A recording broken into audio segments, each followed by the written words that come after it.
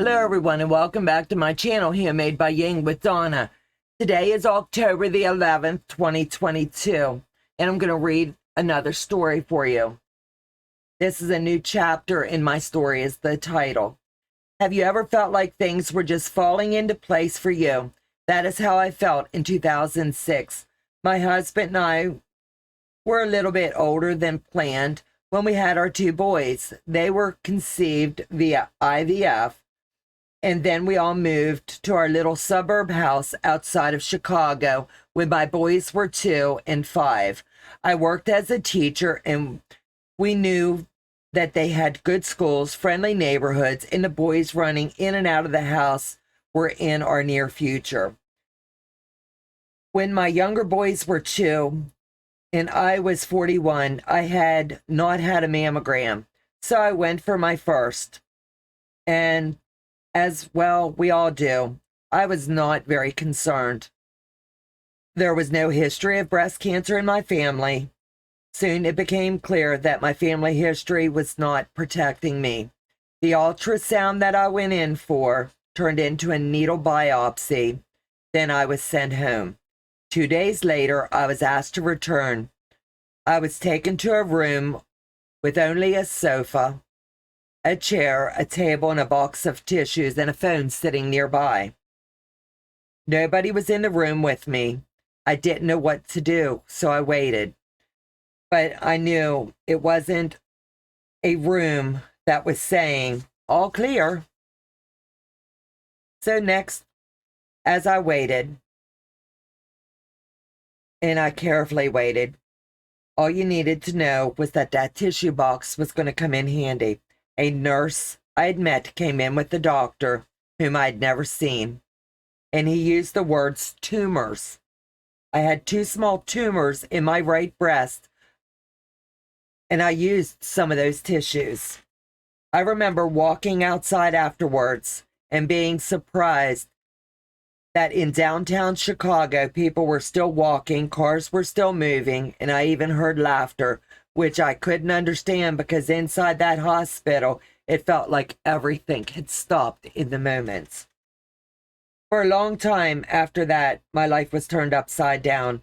I couldn't use the word tumor, but would not use the word cancer, even though breast cancer was what I had. Somehow I thought tumors were removable and operable, but cancer was much more frightening.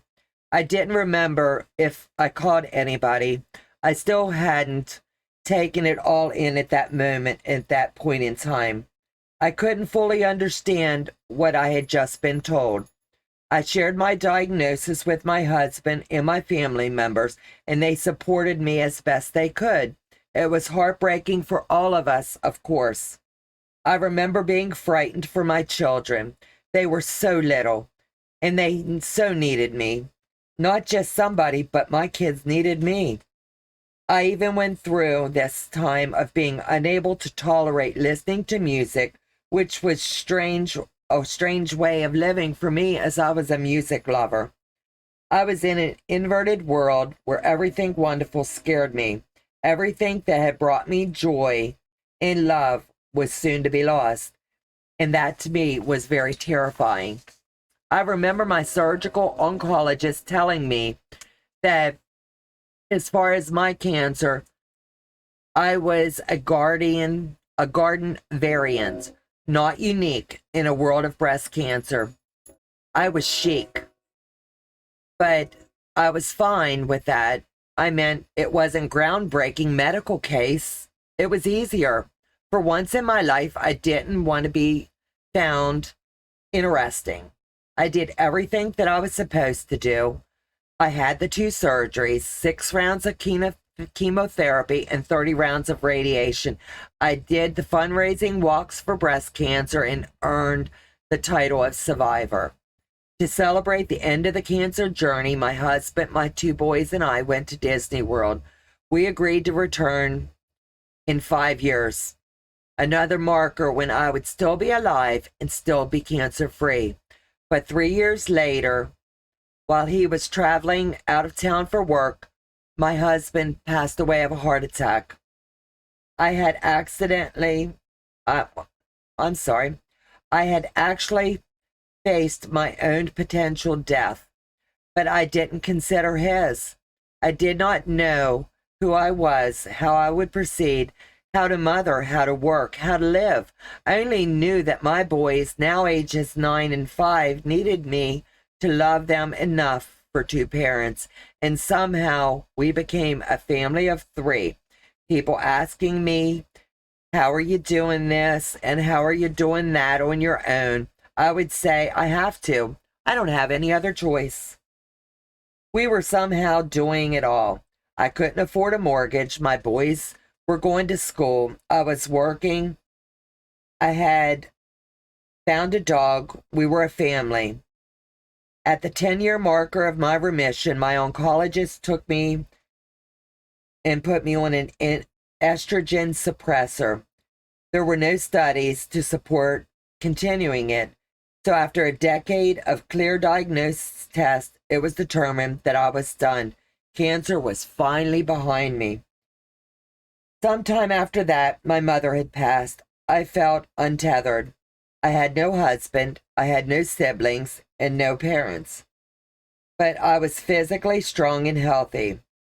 I would go through this as well. My boys still needed me. My mother had battled uterine cancer during her life.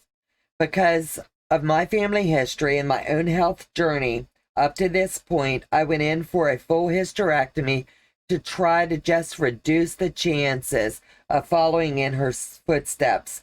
My procedure was completed with the ureter, but the ureter was accidentally nicked.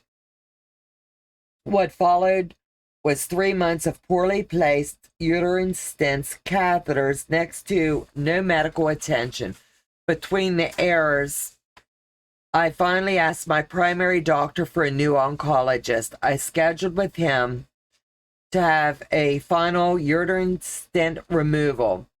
After I woke from that surgery, the urologist told me that even the stent hadn't been put in properly. More importantly, he was concerned about a spot he had seen on my liver. I had surgery to place my ureter back into my bladder, and at that time, a biopsy was performed on my liver. The biopsy on my liver, I was now in complete fear of cancer again. The unexpected discovery. I found out that I had metastatic breast cancer in my liver. I didn't think yet more could be asked of me. Yet more could be taken from me. At this time, no husband, no mother, just me to manage this family, myself, and this silly cancer. I felt such a betrayal beyond all fear. I had already done the breast cancer. I couldn't have been any more strong than I was before. I just couldn't. The surgery's mishap has led to this discovery and early detection of my breast cancer in my liver. My primary care doctor even went as far to call me as lucky. I think that's taken optimism a bit far, but I get it. Soon after the diagnosis of the HR plus /HR2 metastatic breast cancer, I spoke with 2 doctors. Both recommended that I take the medicine Ibrance. I experienced some of the side effects as one would.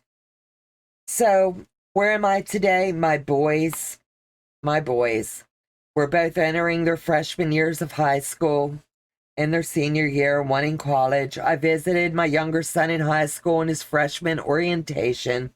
On the large screen in the auditorium was the year of 2023. I saw parents looking at it, excited for that date would mark their child's graduation.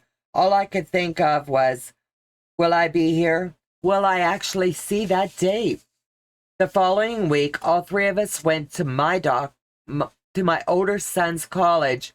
When we arrived, I was a bit more prepared for that 2023 to appear.